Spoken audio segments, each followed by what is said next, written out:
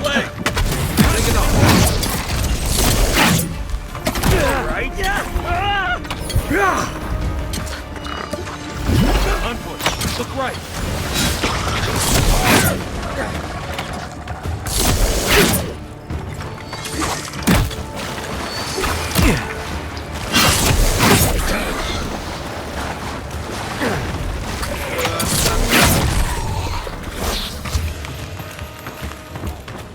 Let's go! You're mine now!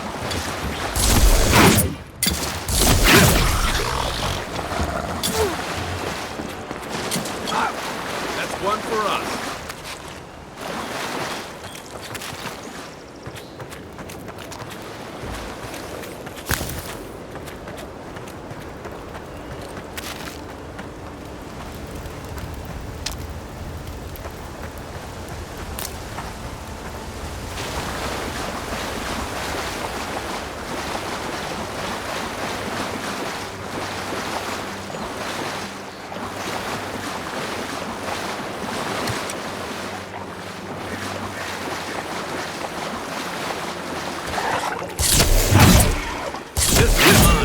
They come. Right for you!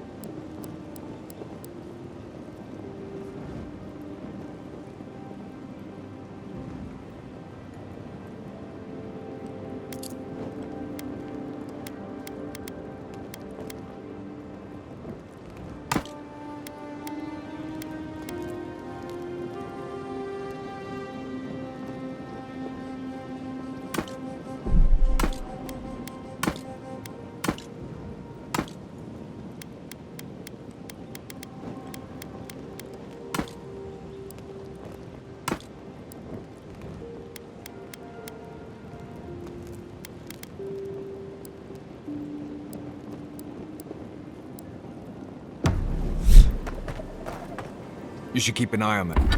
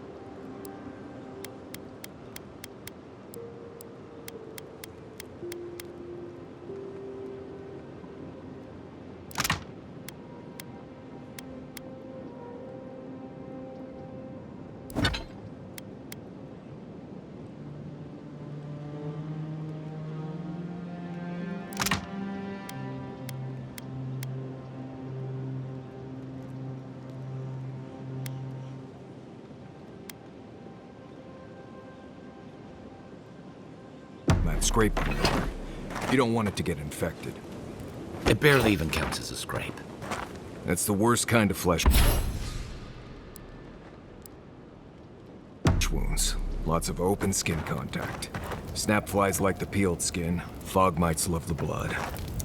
I'm sure it's nothing to worry about. I have some tanglewort in my pack. That should clear it right up.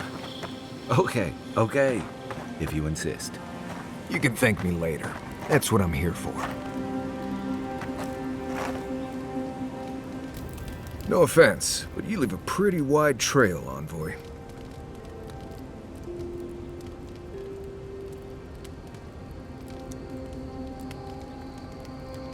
I mean that anyone who wanted to track you down would just have to follow the murmurs and gawkers in your wake. An Aedyran official who's new in town turns a lot of heads, especially when they're traveling with a Nim dude like Kai. Like? Not the word I'd use. I'll need more time to find the right one. Well, we've worked together in the past. It was mostly him crashing blindly through the weeds after I advised him not to. I'm here to find your assassins. Maybe help you avoid being killed again in the future. My guess is you'll need a guide once you leave Paradise, too. They say I'm the best there is.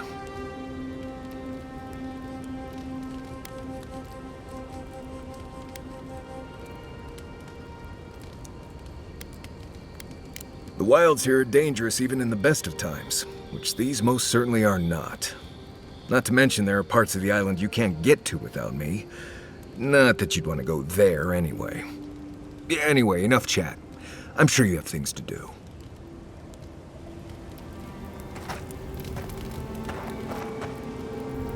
Right. What do you want to know? Lovely place, as the living lands goes.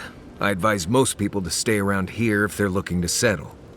Paradise isn't the safest place in the world, but it is the safest place in the lands. Walls and guards go a long way out here. Other than that, you've got bits of forest, grasslands, some caves, cliffs, and all sorts of things to get you into trouble. This is the easiest place to survive in the living lands. Enjoy it while it lasts. Heard an envoy from Aedyr showed up and got himself killed. Other than that, nothing. Honestly, I don't listen out for gossip much. I don't know what to tell you. Trees, rocks, water, dirt. A few Zarps and bears, but not much else here wants to kill you. Enjoy it. It'll get worse from here.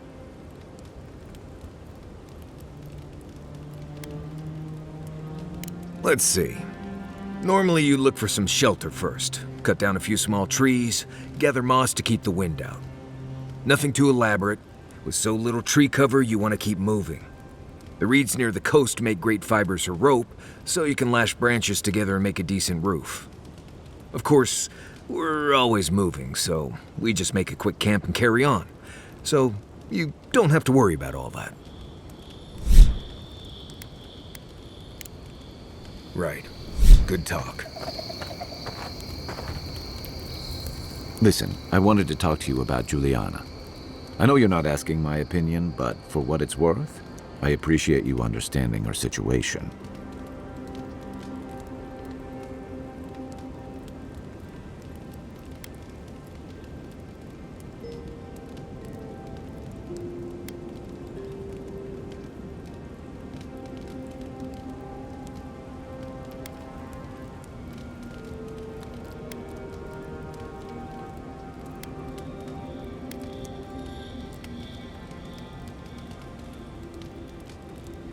I couldn't agree with you more. Out here, you've got to live and let live. Principles are one thing, but you can't let them get in the way of basic decency. I wish more of your countrymen took that view. Rebellion's more like our natural state of being in the living lands. People on the island don't much like being told what to do. In fact, many come here specifically for that reason.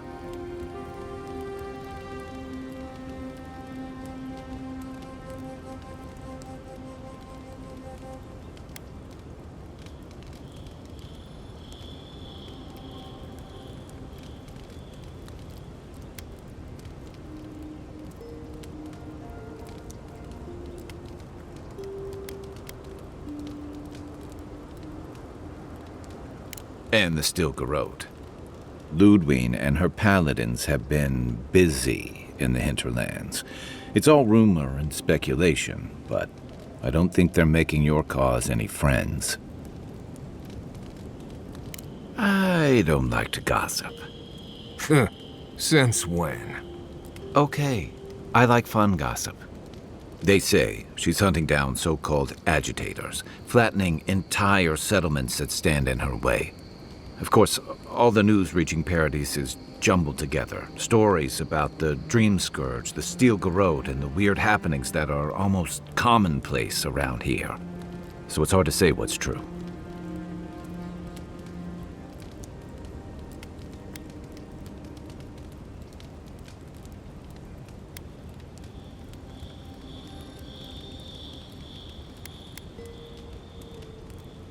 If they're here under your banner, people will see their actions as representing you.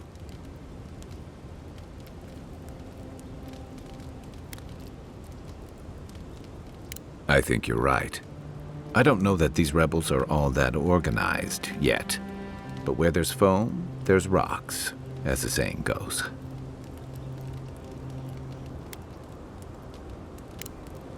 Night, envoy. You might want to consider not washing your clothes in safflower oil. I hate to break it to you, but regular laundry is a common courtesy when you're traveling with a...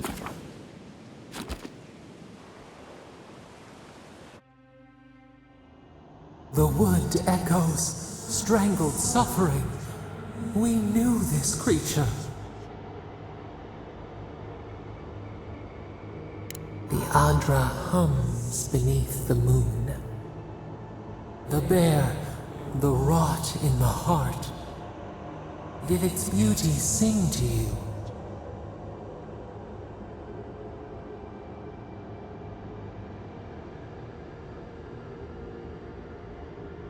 Wilt then grow again. What gleams cannot be a monster? We wish you had not killed it.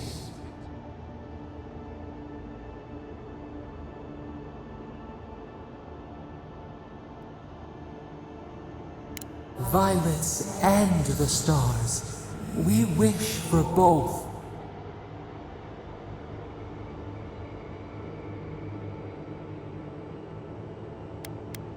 Birth into rebirth. Growth into life again. Beauty without end. Must all we love turn to ash? Can we not save it?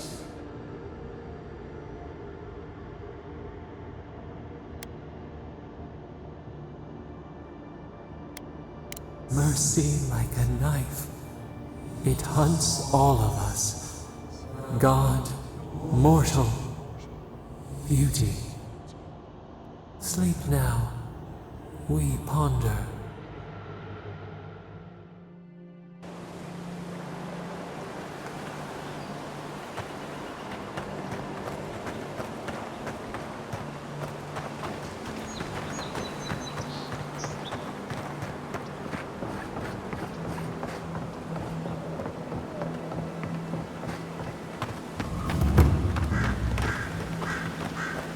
Another godless ruin.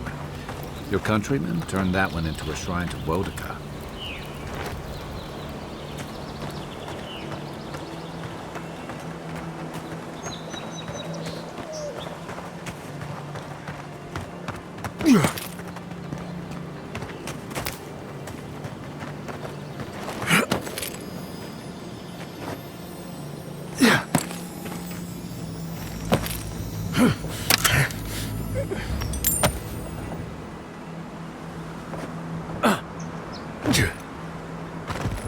Well met. Feel free to partake of Wodika's fate.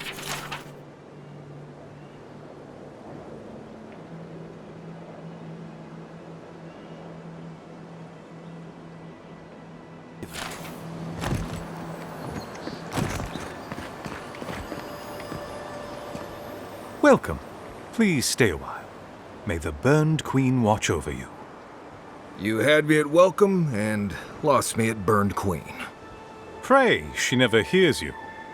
Wodeka forgets little. Come to pay your respects at the shrine, envoy?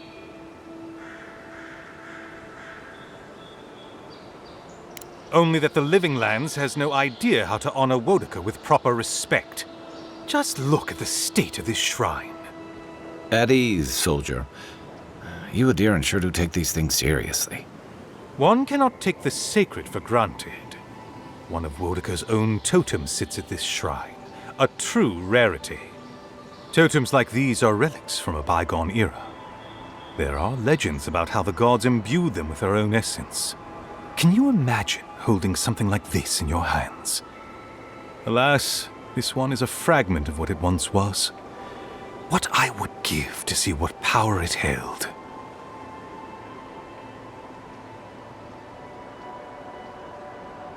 Not much, I'm afraid. All I can tell you is that it's very old. I suspect it was built for a different purpose before it became a shrine to Wodeka.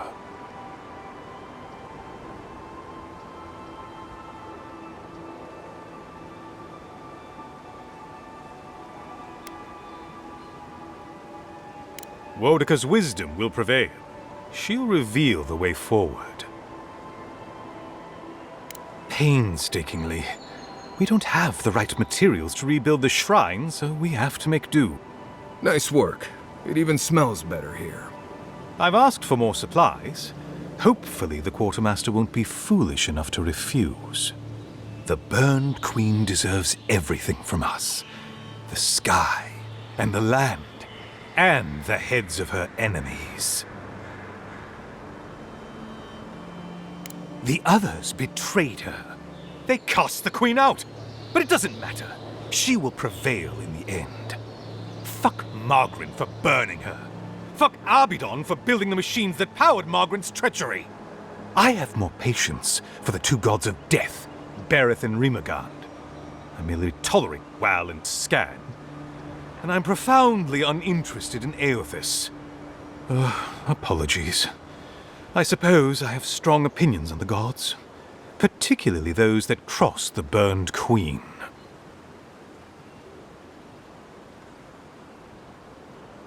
Of course, I consider myself a self-taught scholar of all the gods, though I am partial to one. Eothas rules over light and hope and redemption and all such things. He allegedly died, but then rose again in the Deadfire Archipelago. They also say that long ago, a farmer by the name of Widewind claimed to be a vessel of Eothas, and went on a rampage across the Eastern Reach. Frivolous idiocy, as far as I'm concerned. Calls himself a god of crafting, but Abidon is just a sniveling idiot who serves Margaret, creating weapons for her campaigns. I don't understand how he could bow his head to that traitor.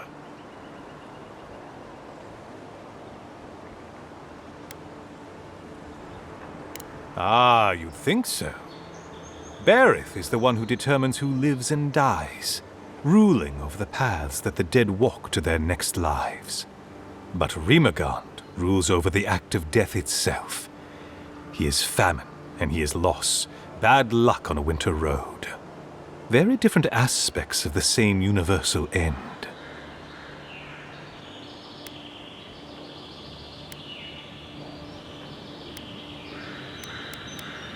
Eothas rules over light and hope and redemption and all such things.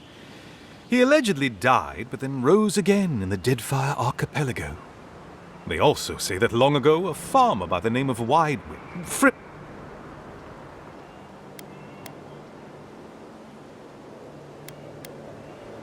Margaret is a traitor.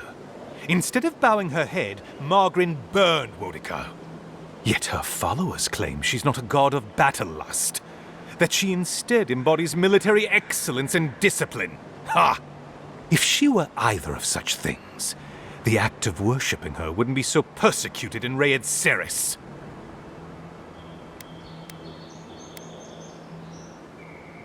Yes, a god of resentment, and secret hatreds, and violent rebellions. Sometimes his followers mutilate themselves so he can possess them, transforming them into killing machines that die when the slaughter is done.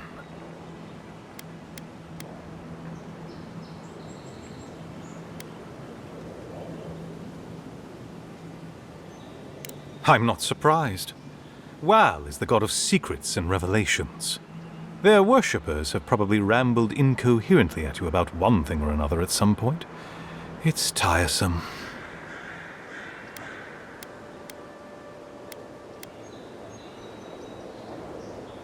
Of course. Goodbye.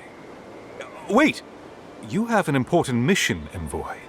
Before you go, take the totem on the altar with you. I feel you should have it. Perhaps it will grant you the Burned Queen's grace on your journey. I will await its return.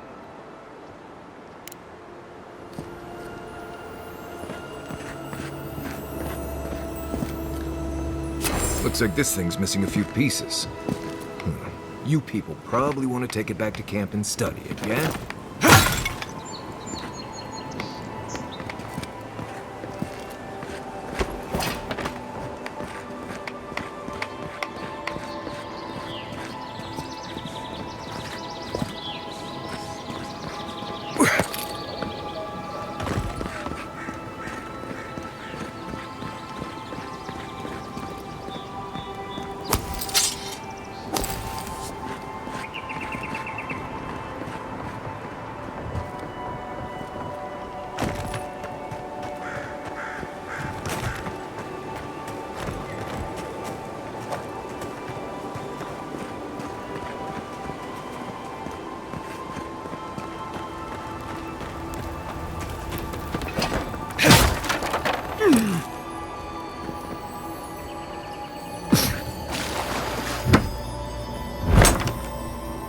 If anyone can get away with looting a temple, it's a god.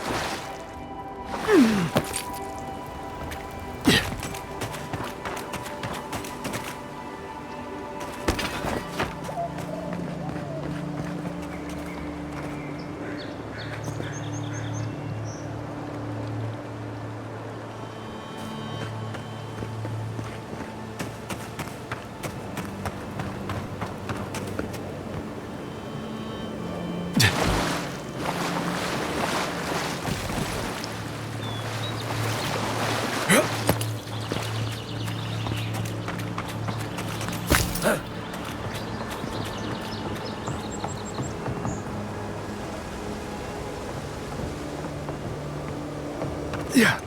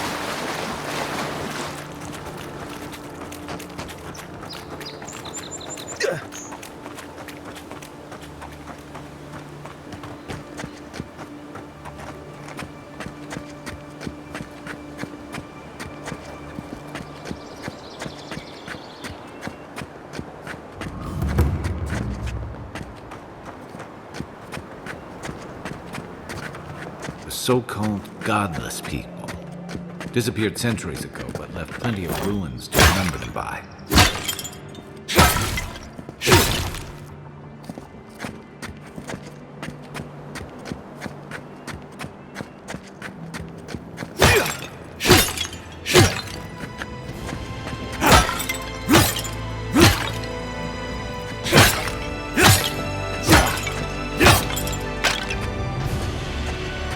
I'm not one for walking up to altars.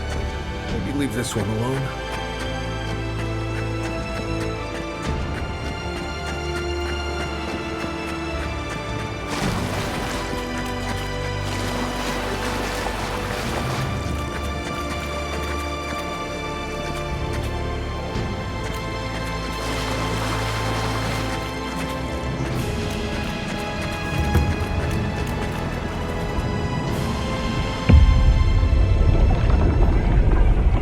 We have been here before. Does the new earth settle beneath your feet?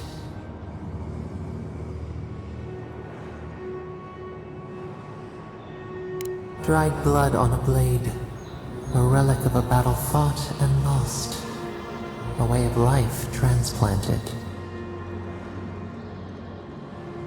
Now our memory is a wound reopened.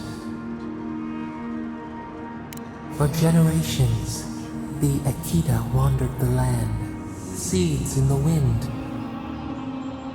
A storm had tossed them to our shores. They were branches without roots.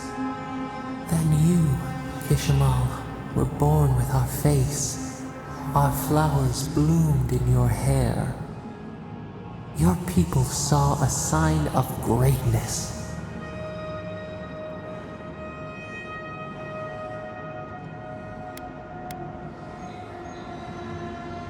You were chosen, deserving. They would demand that you earn it. The elders trained you not as a child, but as a paragon. They expected everything. They forgave nothing. The responsibility was like a stone. Help us remember, Kishimal. How did you bear the weight?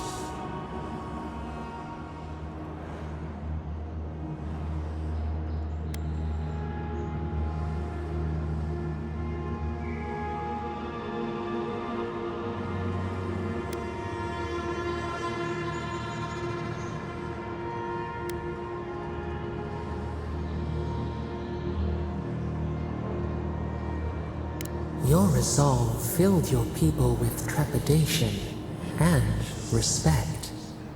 They knew you would leave a legacy. Of what kind, they were unsure.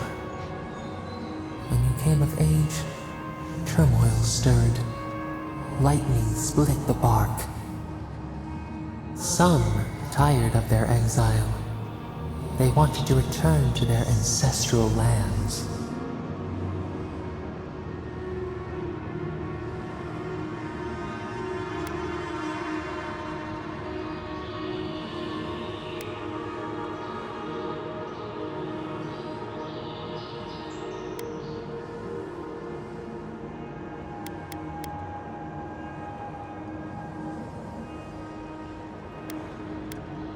You both wanted the best for your people. How could you reconcile? A bud opened. A comet streaked across the sky. You had a vision. You dreamed of a city where the sea swept into the wood, a place to flourish, to gather, more than a settlement, a home. What did you envision in your fitful sleep, Kishimal?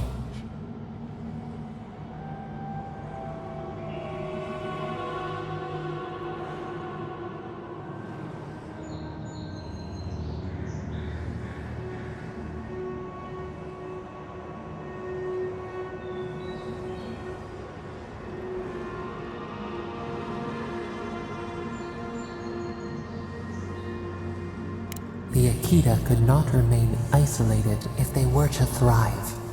They needed to open their arms to each other, and to outsiders as well. So the carpenters and masons set out, but we resisted them. What was a wall to a trailing vine, an arch to a mighty oak?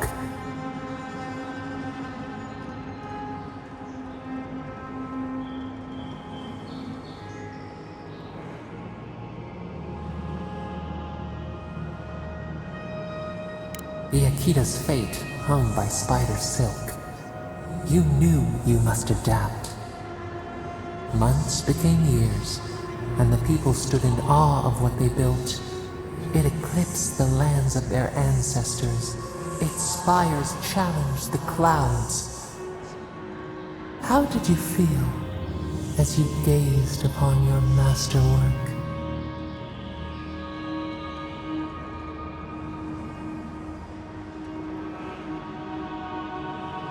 You had earned your pride, yet a new trial awaited you.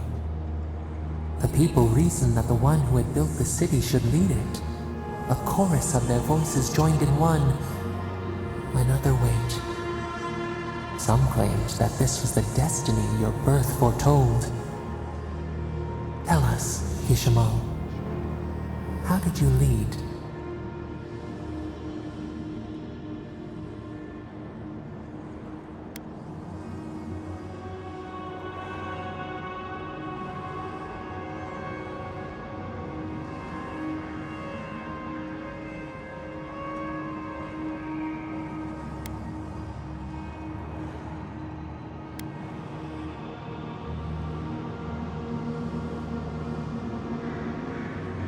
You learned the value of balance. We should like that to be our way. To their surprise, the people admired you.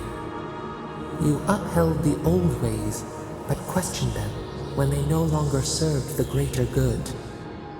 So your reign passed, a year into an age. The seas rose and fell until one day. Nothing. Silence. We see ash. Devastation. A lifetime reduced to dust. We can remember no more, no matter how far we reach back.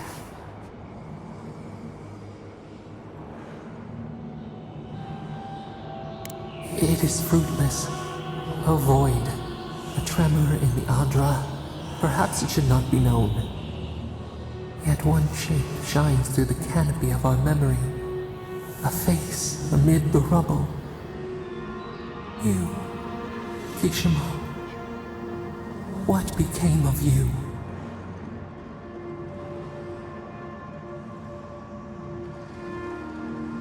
They wept with joy as they extracted you. A long night lay before them, but the leader they loved remained.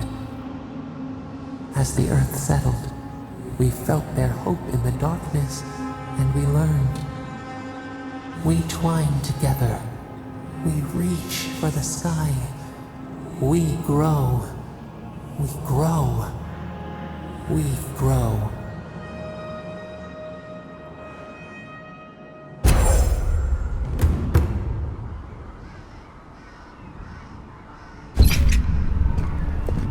Envoy.